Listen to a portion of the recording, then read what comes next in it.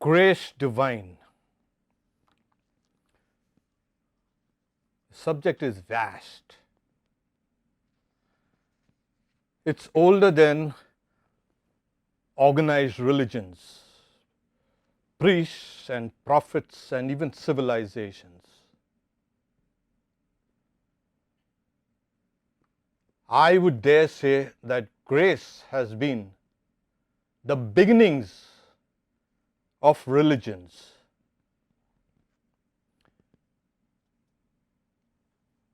All through a long evolutionary journey, we have been coexisting with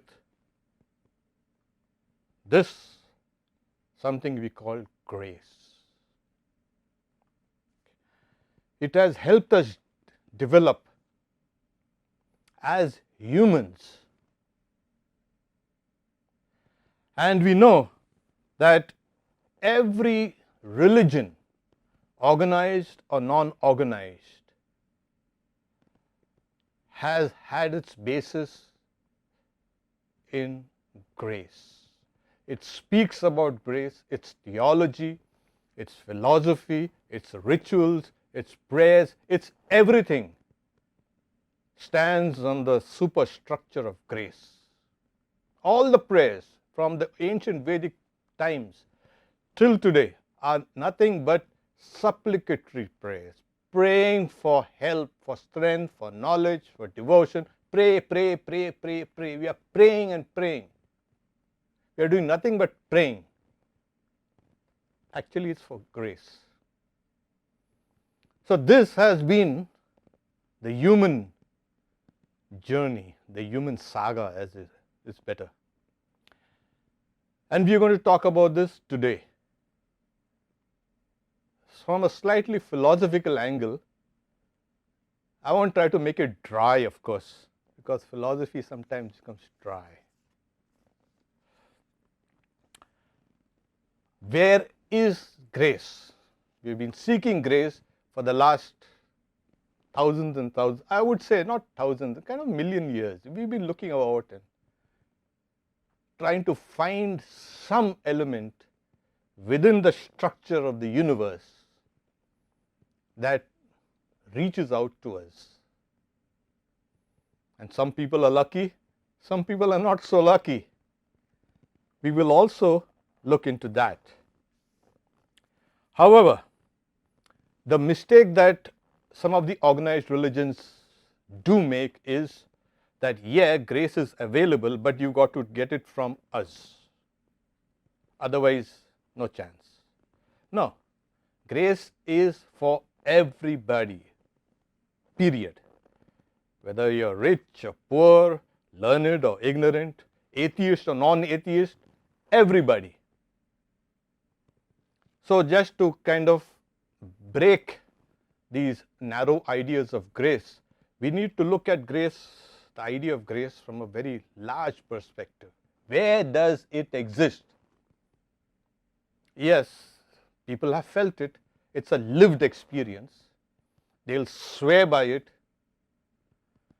It's actually in our own consciousness. This will be the root of this talk. It's part of human consciousness. And it has to be. We've been looking at grace outside, then we turn our eyes and see that's actually it's inside here. So this eternal quest has been there. What is existence? I mean, speaking from the theological standpoint, it's saying, what, is there a God?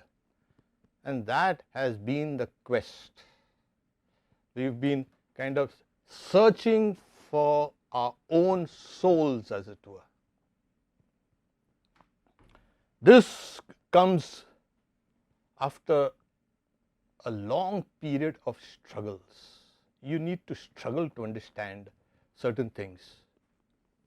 So, why is this quest firmly implanted in our lives, in our minds?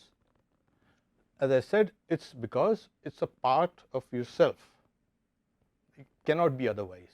It is this quest that has made us uniquely human. I mean, we are human. We are not just biology. There's something special in us.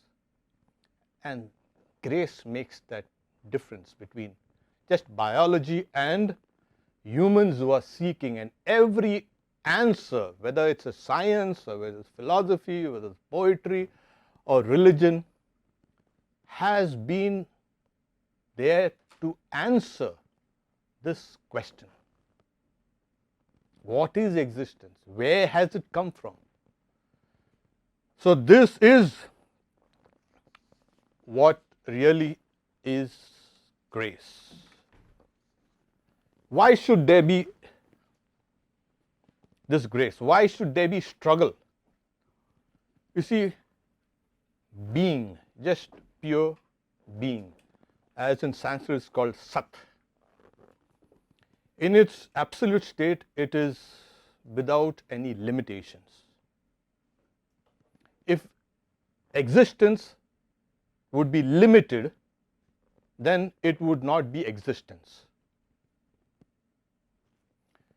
But when this being, this existence, through the action of Maya, comes under limitations, as it were, as Vedanta says, then there is a place for struggle to acquire something, there's a place for destiny, there's a place for karma, that's work.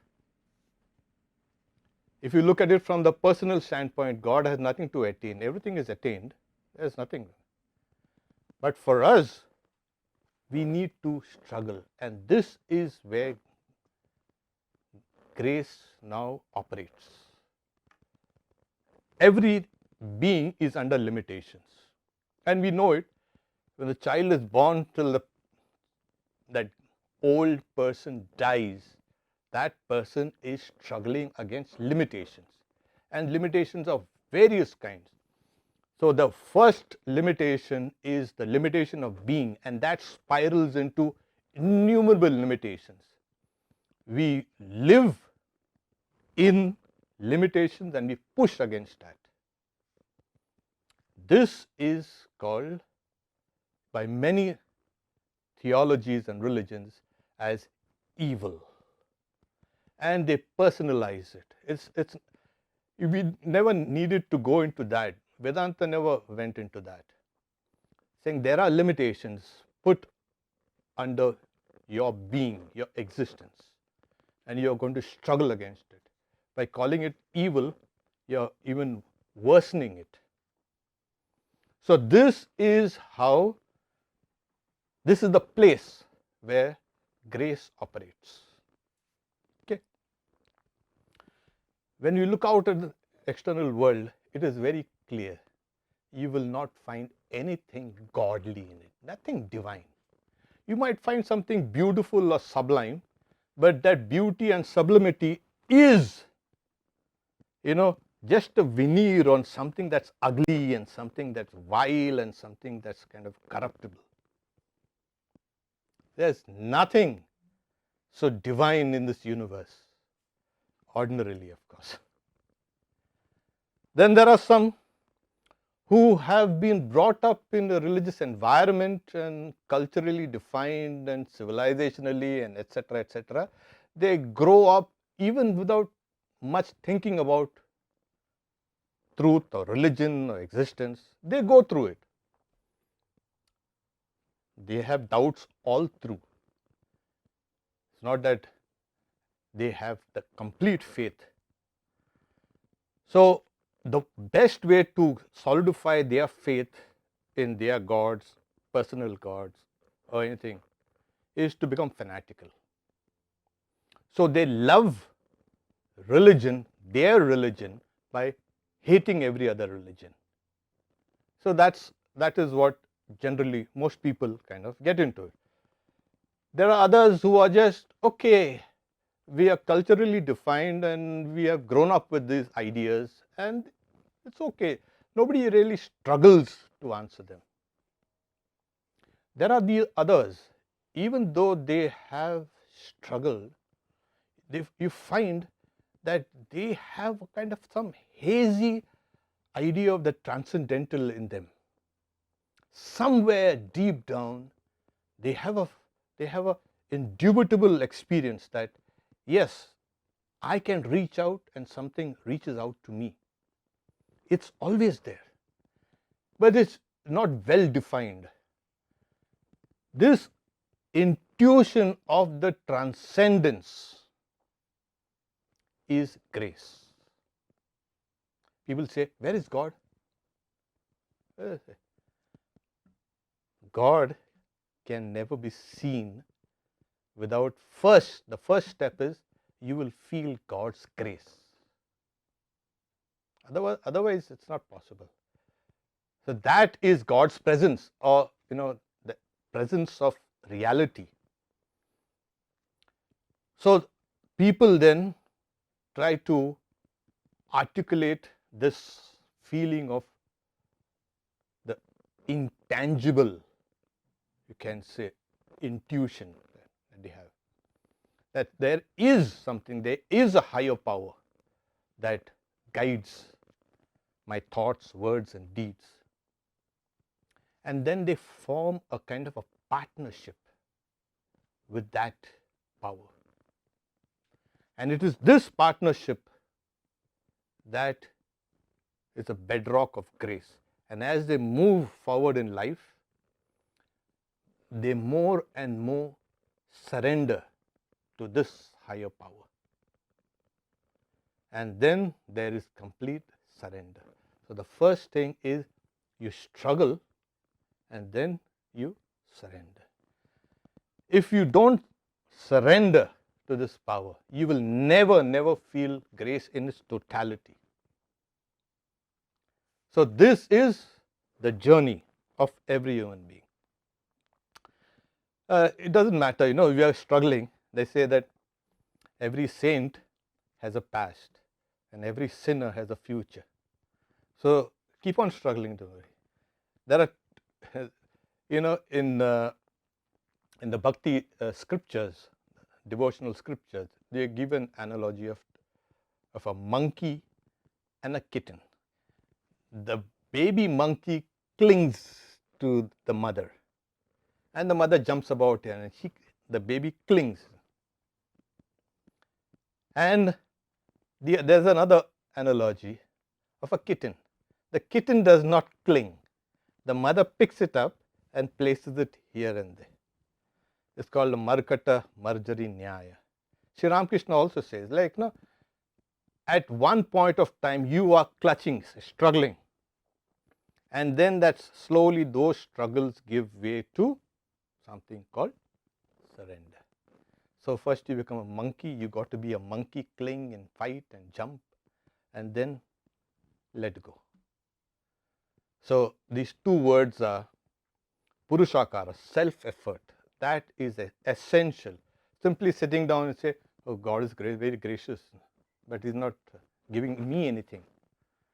You've got to struggle, put an effort, and then comes the surrender.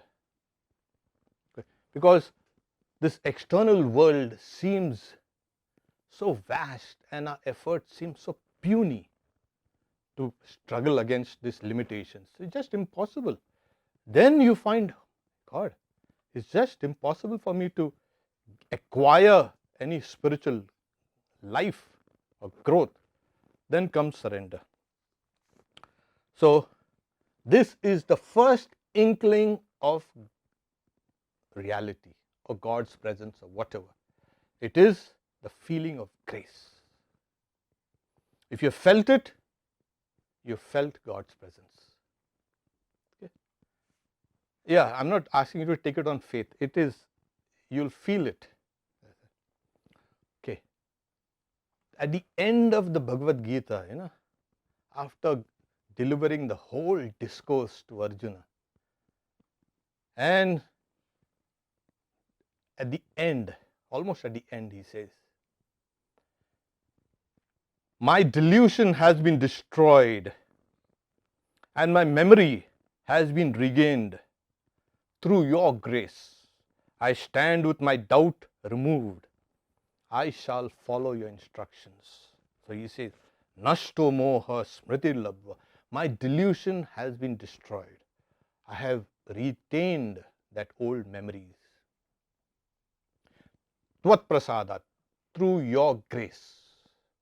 So the word grace means in Sanskrit, prasad.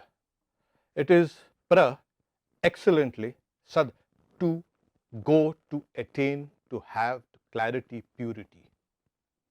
When you're going towards attaining something that's pure and holy and uplifting.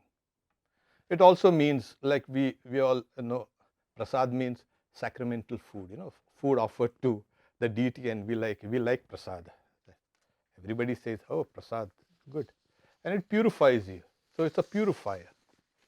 Another word used for grace is anugraha. Anu is which comes after holding, grasping.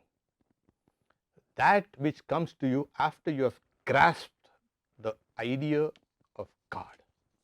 It comes. Okay.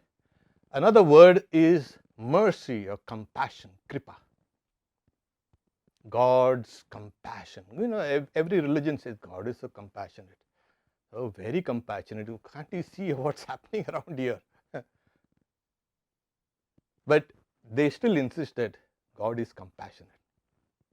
So, kripa is another word. The very fact of acquiring a body, Shankaracharya says,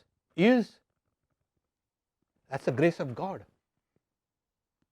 You may not know it, yeah. So he's saying three things which are essential come by the grace of God and which are very difficult to attain. Durlabham trayametat devanugraham hetukam. What is it? Manushyatvam, a human body. The desire for freedom, mumukshutvam. And Mahapurusha samshaya, that is the protecting care of a great sage. So these things are due to the grace. And you're saying, we have not felt grace. You have acquired a body. That is due to the grace of God. So now, what do? Struggle for freedom. That is essentially what we are talking about, pushing against all limitations. Do it. We do it on a different scale, a different level. But do it for freedom. And everybody is, in a way, conceptualizing, struggling towards freedom according to their own ideas of freedom. A freedom from want, and I have this kind of a vacuum within me. I don't have this, so I'll acquire that. And you do acquire that. The highest point of freedom is the freedom of the self. So this is God's grace. People are saying, God is not gracious to me. It's tangibly. You are the recipient of grace. So is there a condition for grace? Is grace conditional? It gives to somebody and it doesn't give to someone else. And what's this? Those guys look like they're getting all the grace and we are left in the dark. It's nothing like that. Sri Ramakrishna says, the breeze of God's grace is constantly blowing. The lazy sailors don't unfurl their sails and they don't move in this sea of life. But those who are persistent and hardworking, they unfurl the sails and catch the breeze of God's grace and move forward in life. So that's the only condition. What? You've got to get up and unfurl your sail. If you've done that, you'll catch the breeze. So grace is unconditional. And when you see the life of some of the monastic lives of Sri Ramakrishna, and those who had come very close to him, forget the direct disciples, their lives are kind of superlative, ideal lives. But when you see the life of a person like Girish Ghosh, who never did anything good in life, never, saying, if I knew that Sri Ramakrishna was there to take away all my sins and faults, I would have done some more and never come to him. And he said, I have drunk so much that if you pile bottle over bottle, it will be higher than the Mount Everest. So he was saying, their grace is not conditional at all. If grace is conditional, it's not grace. So do whatever you want and come to the Lord. Yeah. But he had tremendous faith, which we don't have. So he said grace is not under law. Swamiji, of course, concurs with him, saying yes, but there is a higher law. What Girish Ghosh says, that is the last stage of the highest stage of grace, where everything is just brushed aside. All your faults and everything. There are no faults actually. Only thing we blame ourselves. The world doesn't blame us. It takes two hands to clap. So if we keep on blaming ourselves, we will find the world also blaming us. So we have this. The first condition is you've got to unfurl your sails and catch the breeze of God. And it comes to everybody and anybody, those who are industrious. There is also another way. Swamiji says, the Lord is very merciful, whom the Lord sees struggling. That is another condition of grace. You've got, like we've been mentioning it, you've got to struggle. And the moment you struggle, you'll find that grace has kind of been withdrawn. It's never withdrawn, of course. Shri Ramakrishna said, you take one step towards God, God takes 10 steps towards you. This is grace. So you need to keep on struggling and pushing, and as you keep on pushing, you will feel the breeze of his grace. Then one of his disciples said, but we find some people are suddenly recipients of grace. Like take for instance St. Augustine. He went through, he was brilliant, and his mother was kind of seeing him wasted in all this kind of debauchery and all this drunkenness. So from that he became one of the greatest saints. Why? Because like Swamiji says, there's a great restlessness had come into his heart. That is another condition for grace. You must be restless for God. If you're not, you're not going to feel that grace. So you've got to be restless for God. Then what's the stumbling blocks? Yeah, the stumbling blocks are plenty. When we start beginning to practice spiritual disciplines, meditation and japa and this and that. I remember we had a big group and we used to try to sit down half the night. We had planned on whole night we will meditate. And then slowly we found that one by one guys are dropping off. What happened? Oh, I was tired. Oh, I had a headache. So slowly, and then a few of us were left. And then we cut down on our time. What we found is the very fact of your spiritual practice itself is due to grace. And at one point of time, you know that immense, you can say, distance that you have to travel. That is the time you give in. That is the time you become a kitten. You stop being a monkey and being a kitten. That's it.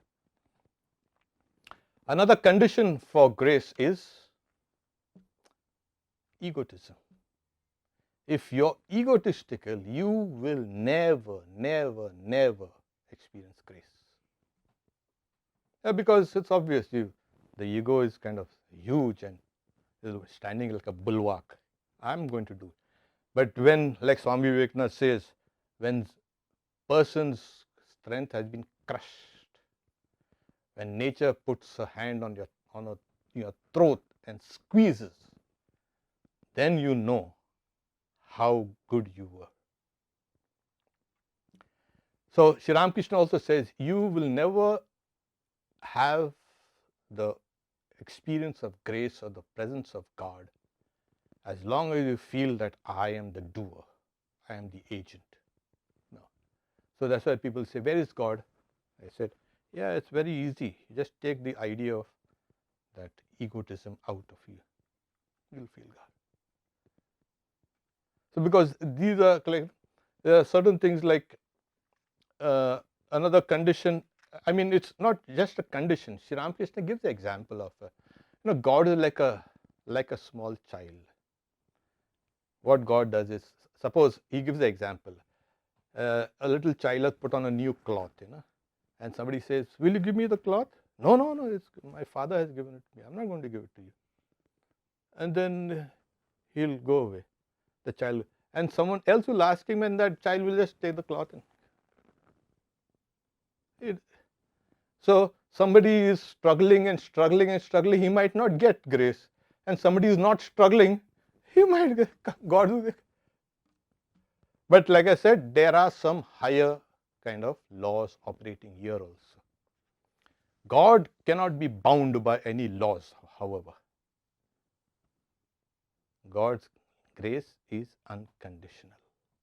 And we are fools actually to not to take advantage of this. The third thing is, fourth thing, doubt. Doubt. If you keep on doubt, if you are a recipient of grace, you will never doubt. When you are doubting, you're far away from grace.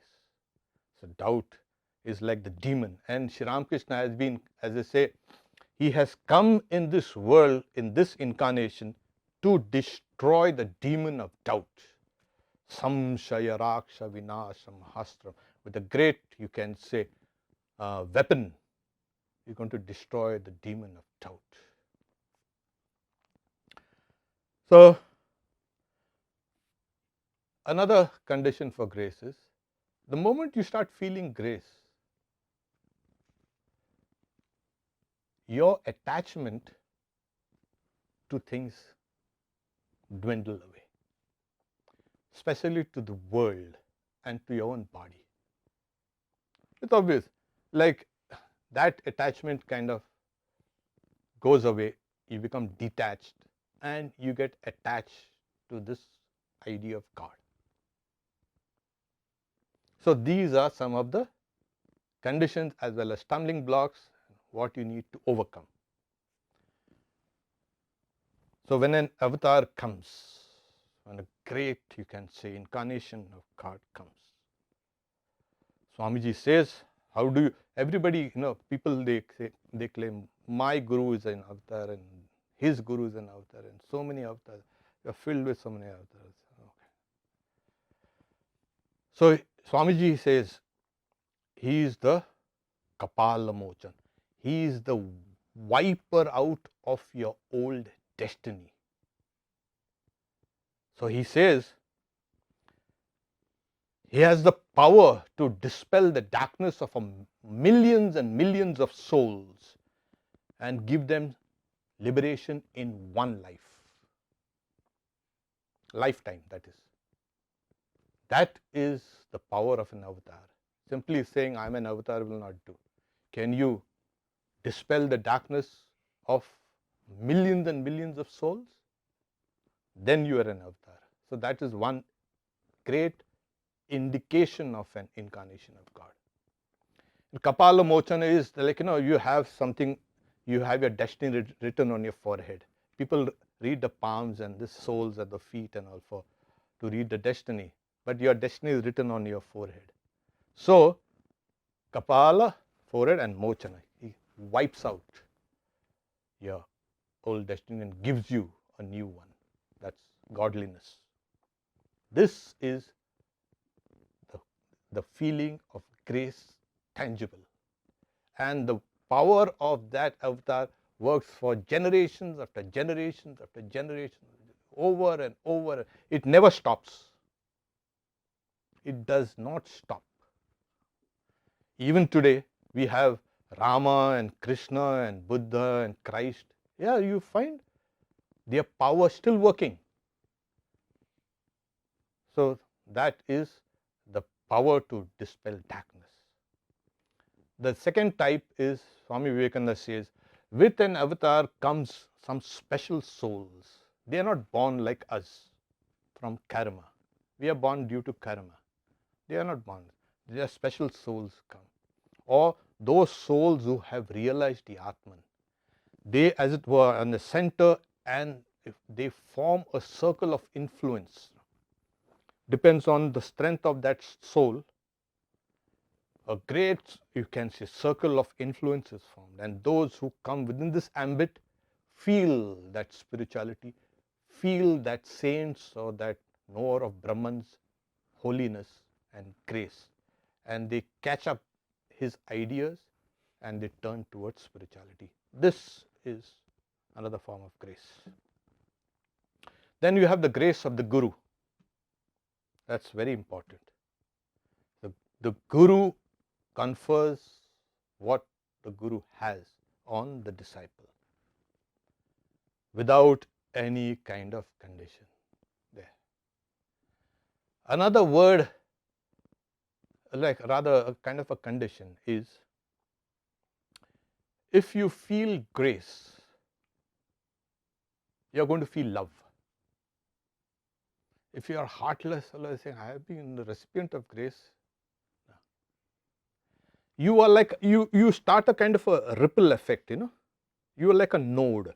You start a ripple effect and slowly it traverses down to the other people. You may know about 100 people in your lifetime, really know, that is.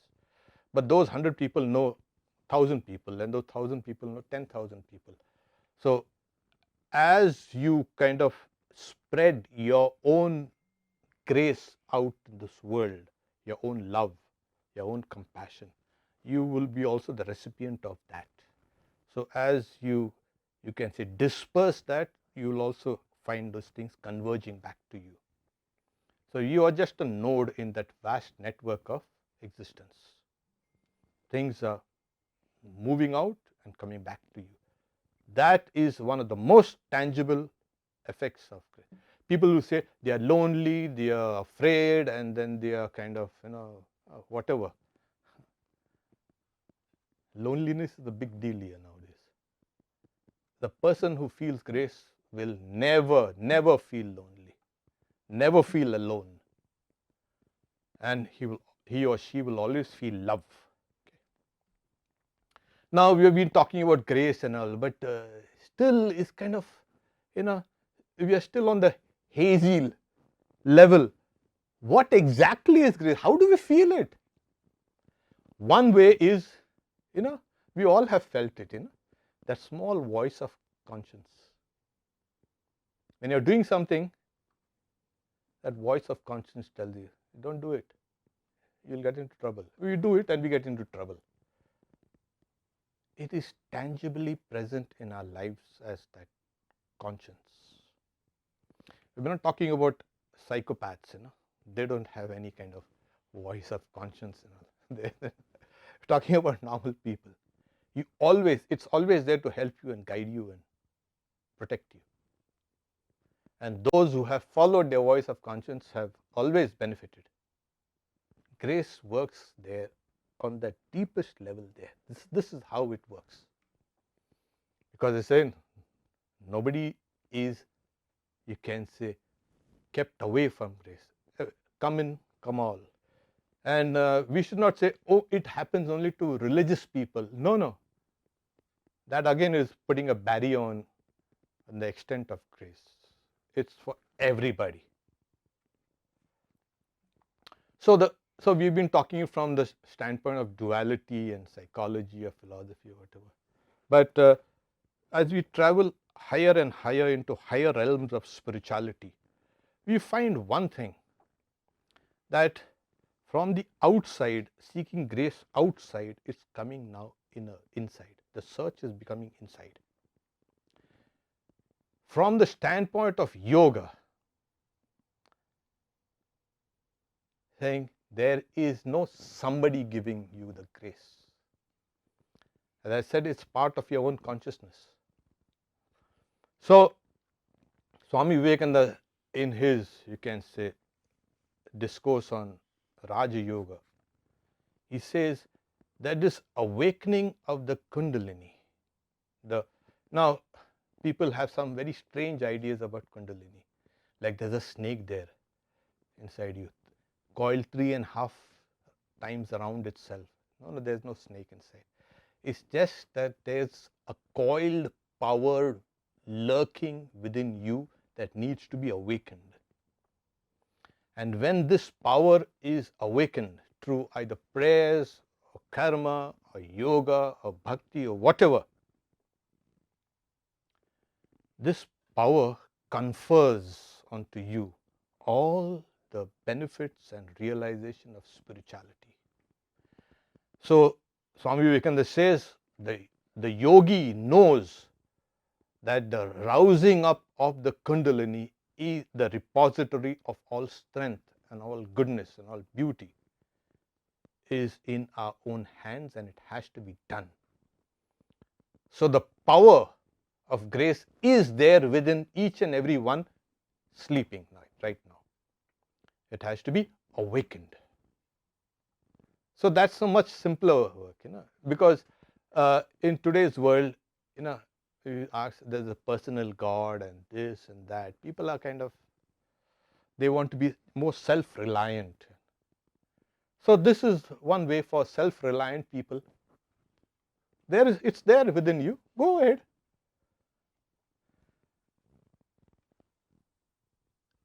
So, Advaita Vedanta, which speaks of oneness, also speaks of grace, which it was forced to admit that there's something called grace.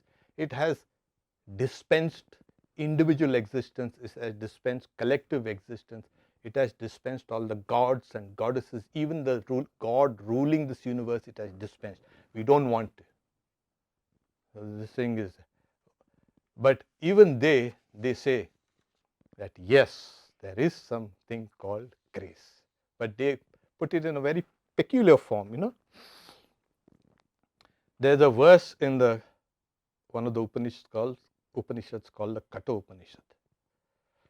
Nayamatma pravachanena labhya namedayana bhavana shrutena yame vaisha vrinute tena labhya stasaisha atma vrivrinute tanum swam. I couldn't help myself from chanting it. It's so beautiful, That's old Sanskrit. It's thousands and thousands of years old in the Vedas. The translation is, this Atman cannot be attained by the study of the scriptures, nor by a sharp intellect, nor by much hearing of the scriptures. It is attained by one whom the Atman chooses. To that person, this Atman reveals its own true form. So this Atman, there's the Atman, the reality, the truth that is within us, it chooses you. This is the guy I'm going to reveal my form. So the self-revelation comes through this thing called grace. Yamevaisha vrinute, that Atman selects you.